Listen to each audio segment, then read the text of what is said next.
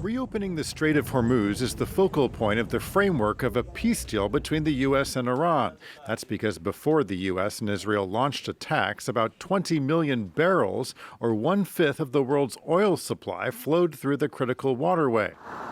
With oil prices soaring, the International Energy Agency has called it the largest supply disruption in the history of the global oil market.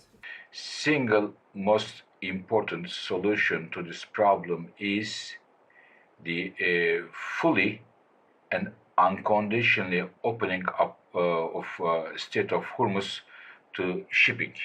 At the G7 summit this week in France, many leaders fear the strait could open just to close again if a peace deal falls apart.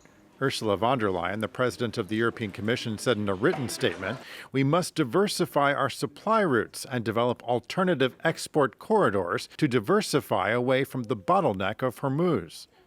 But what alternatives exist?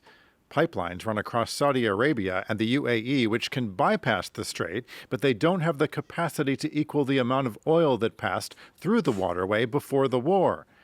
Syria is positioning itself as an alternative route, already moving Iraqi oil by land to the Mediterranean and attracting billions in regional investment.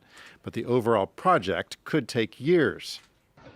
The crisis in the strait has accelerated a global shift away from fossil fuels, boosting demand for renewable energy sources like solar and wind, and pushing more consumers toward electric vehicles.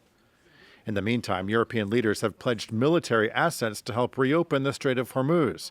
Britain and France have joint command of a coalition set to begin operations once a ceasefire is made official.